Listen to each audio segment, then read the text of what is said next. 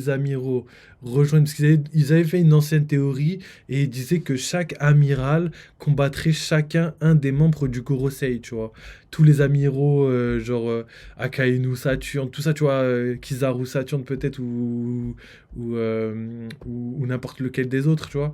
Et du coup, vu qu'il y avait à peu près 5 amiraux, ça ferait 5 amiraux contre 5 Gorosei, et moi je trouvais cette théorie vraiment pas adéquate à la situation et surtout à la fin du manga One Piece. Et je pensais qu'ils allaient dire la même chose, donc ce qui s'est absolument pas passé. Là, ce que je kiffe par contre, c'est que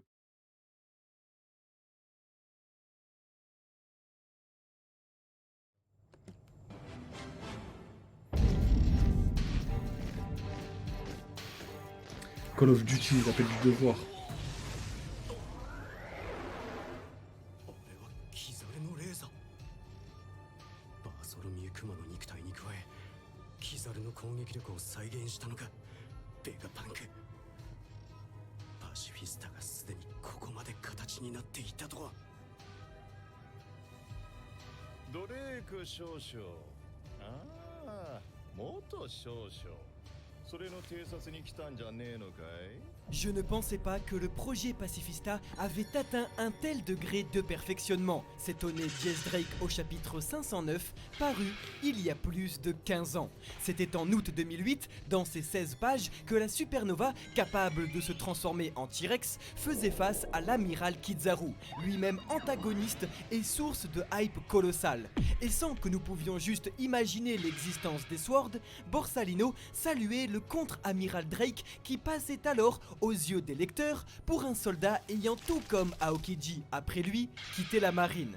De toutes les supernovas sur Sabaody, il est incroyable de constater qu'il était donc le seul à connaître les pacifistas. Kizaru lui disant même à l'époque « Je t'en prie, mets-les à l'épreuve. Étant donné que tu connais certains tenants et aboutissants du projet, ton désespoir n'en sera que plus grand. » Et nous apprenons aujourd'hui, près de 15 ans et 600 chapitres plus tard, que Drake officiait bel et bien sous les ordres de Kizaru sur Egghead Island et qu'il était au courant du projet Pacifista. Expliquant la réaction de Drake, gêné de tomber sur son ancien commandant, capable donc de griller sa couverture. Plus fou encore, Kizaru met en garde le marine que le statut de Sword ne le protège plus, car il a signé sa totale indépendance. Un double sens qui permettait à Kizaru de prévenir le soldat, tout en nous laissant croire qu'il s'agissait ici d'un déserteur. Mais plus dingue encore, en observant U-Rouge subir un laser du pacifiste en pleine épaule, le soldat s'exprimait. Tu as donc réussi à introduire les lasers de Kizaru dans le corps de Kuma, n'est-ce pas Vegapunk? ouais. Oui, Kizaru, Kuma, Vegapunk, Pacifista, Drake, voilà en un seul dialogue vieux de 15 ans, tout le chapitre 1100 de One Piece.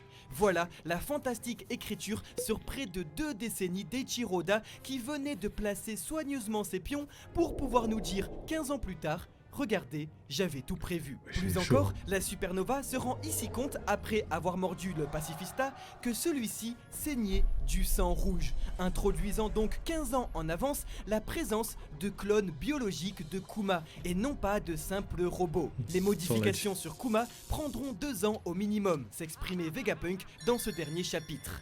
Jess Drake nous livrait ce dialogue exactement 2 ans après les événements du chapitre 1100. Tout simplement brillant. Si les Swords, nous l'avons vu à travers la figure de Drake et surtout de Kobe avant lui, incarnent littéralement le fer de lance d'une marine moderne et donc plus enclin à se joindre à la philosophie lumineuse d'un meilleur lendemain portée par Monkey D. Luffy, il semble rejoint de près par l'amiral Kizaru. N'oubliez pas que le plus puissant des pouvoirs n'est pas une maîtrise du haki ou la puissance d'un fruit du démon, mais bel et bien de rassembler le monde entier autour de lui. Idéologie contraire donc à celle du gouvernement, qui d'ailleurs dans ce chapitre utilisera les services de la pègre. En effet, c'est pour la construction d'Egghead Island, financée par Marie-Joise, que nous pouvons observer un navire de Umid, le courant profond, l'un des empereurs de la pègre présent à la Tea Party de Whole Cake Island est considéré comme le roi du transport maritime. Pas étonnant alors que le gouvernement use de son aide en secret. Mais parce que Luffy lui est lumineux et ne fait jamais rien en secret, Nous pensons qu'après les Swords et les vice-amiraux comme Smoker, Ok. l'influence du chapeau de paille, exprimée, je vous le rappelle, par Mihawk le clairvoyant comme la plus grande puissance de ce monde, porte son regard sur les amiraux, et ça a déjà commencé. Si les amiraux tombent en effet du côté de Luffy, alors les hommes seront prêts à se révolter entièrement contre ceux qui se prétendent au-dessus. Car ne vous détrompez pas, la guerre finale pour la liberté n'impliquera pas les pirates contre la marine, mais simplement les oppressés contre leurs oppresseurs, quel que soit le camp. Ainsi, Eiichiro Oda, pour faire basculer un des 3 piliers de ce monde, aura pris de longues années. D'abord Aokiji, qui malgré ses pouvoirs de glace avait le cœur le plus chaud. Des années plus tard, l'aveugle Fujitora venait d'ouvrir les yeux sur Dressrosa. Et enfin, Borsalino Kizaru dévoile son penchant pour les soirées bien arrosées et pas n'importe lesquelles. Les danses religieuses portées sur une divinité païenne nommée Nika que son gouvernement souhaite littéralement éradiquer. Ainsi, l'amiral Borsalino a pris l'existence de Nika par Kuma, sans pour autant se détourner de sa philosophie de justice, à savoir obéir aux ordres sans se poser de questions et établir une frontière avec ses sentiments personnels. Au chapitre 1089, il s'exprimait alors « Je ne suis qu'un rouage dans la machine », une philosophie que l'auteur opposera au chapitre 1091 à travers les paroles de Sentomaru. « Je dois la vie au vieux punk, et je n'ai pas besoin de plus pour choisir mon allégeance ». Mais alors, si danser comme Nika ne l'a pas changé, peut-être que de voir Nika le fera basculer. Pas vraiment. En effet, si sa danse au coin du feu nous explique les paroles du premier concerné au chapitre 1092, il est réapparu, les rumeurs étaient donc vraies, elle ne le fait pas pour autant basculer du côté de Luffy. Ainsi, côtoyer Kuma et ses danses religieuses autour de Nika peut suffire à expliquer les paroles de Kizaru, mais on ne peut pas s'empêcher de se demander s'il en savait plus. Ou plutôt, est-ce que d'autres sont au courant? Car le flashback de Kuma arrive à son terme, et sa vie avec. Ainsi, nous savons désormais que Jewelry Bonnie est au courant pour Nika, mais n'a pas nécessairement reconnu sa figure. Que Kizaru est lui aussi au courant en participant à la danse, et que Vegapunk était au courant et a reconnu la forme de Nika présente dans les livres anciens. Et surtout, que le Colosei, et donc Saturne, est au courant. Et ce que Kizaru parviendra alors à craquer face à la souffrance de Kuma quand on sait qu'au chapitre 1089, il avait montré son regret de devoir passer à l'attaque tout en se remémorant les bons souvenirs de Punk Hazard. Il voulait rajouter à la liste de vieux amis. Des regrets, le singe jaune semble donc en avoir beaucoup vis-à-vis de ses obligations professionnelles. En effet, dans ces dernières pages, si on le voit optimiste quant à la présence de Kuma dans les troupes militaires, on le voit cependant baisser son chapeau en signe de respect. Un chapeau et une tenue en général qu'il arborait déjà il y a plusieurs années lorsqu'encore vice-amiral, il punissait la quête vengeresse d'Arlong. En fait, l'amiral accompagne donc l'entièreté de la discussion sans dire un mot.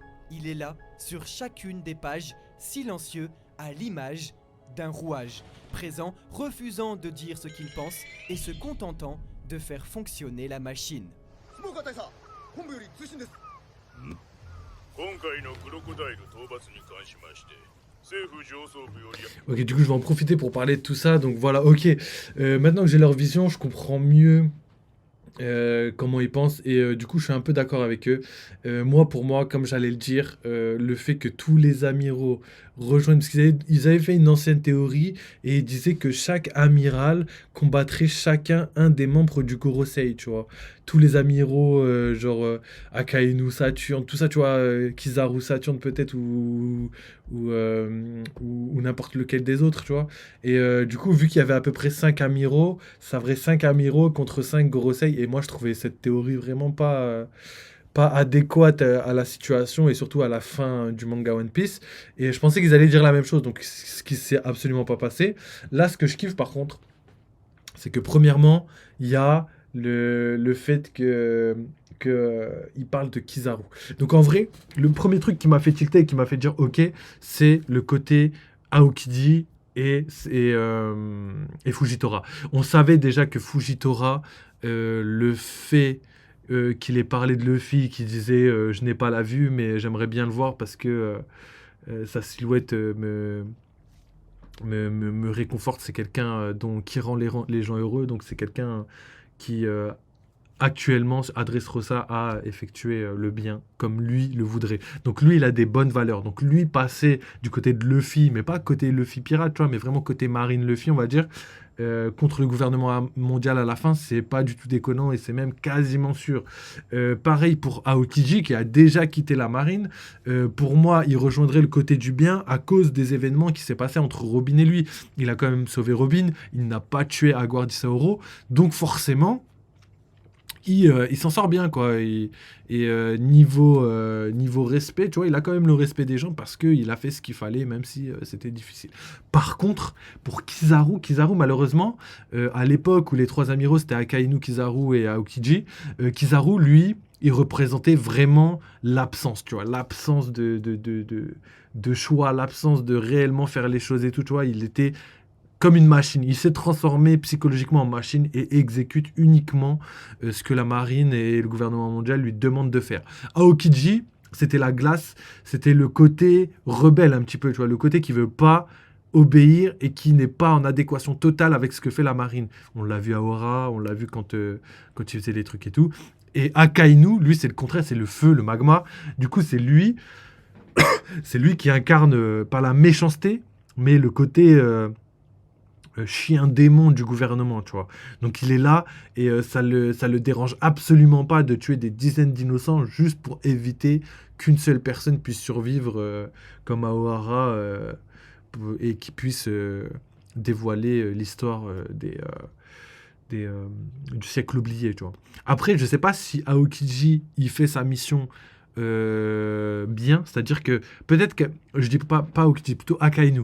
Je sais pas si il fait sa mission tellement bien qu'il va jusqu'à tuer des gens, ou si il est vraiment à la solde du gouvernement mondial. Juste un exemple. À Ohara, la raison pour laquelle on tue les scientifiques, donc la raison officielle, c'est qu'on veut pas que certaines personnes puissent réveiller les armes antiques. Et du coup, ces armes sont capables de détruire le monde. Donc, pour éviter de détruire le monde, on demande à la marine de tuer toutes personnes qui sont là-bas. Donc, d'un côté, si tu fais le bien et que t'es pas au courant, ce que tu fais, c'est pas non plus hardcore de ouf. On a déjà vu pire dans notre histoire, par exemple. Tu vois. Et par contre, quand tu es au courant du fait que le gouvernement mondial fait pas ça pour les armes antiques, ils s'en battent les steaks, c'est plutôt, enfin ils s'en battent pas trop les steaks, mais un petit peu, c'est plutôt pour cacher la véritable histoire de leur montée au pouvoir. C'est surtout pour ça qu'ils veulent pas que les gens se rappellent de ce qui s'est passé il y a 100 ans, il y a 800 ans, donc pendant le siècle oublié. Donc c'est juste pour ce parallèle-là. Est-ce que Akainu suit ces ordres-là de manière bête, ou est-ce qu'il est au courant et qu'il fait partie des méchants? Je sais pas. Mais en tout cas, Akainu, c'est la personne la moins possible pour rejoindre. Je vous ai donné la première raison, et la deuxième raison, c'est pour moi une raison... on peut pas la contrer. C'est un argument que tu peux pas contrer. La raison simple pour le fait qu'il peut pas rejoindre le camp de Luffy, c'est que il a tué Ace. Normalement, j'ai besoin juste de vous dire ça pour comprendre que Akainu rejoindra jamais le côté de Luffy pour cette raison-là. Il a tué Ace, il a voulu le tuer. Et juste ça, il faut que quelqu'un paye, tu vois. Il faut qu'il paye pour ce qu'il a fait. Et pour nous, lecteurs, il nous faut la défaite d'Akainu.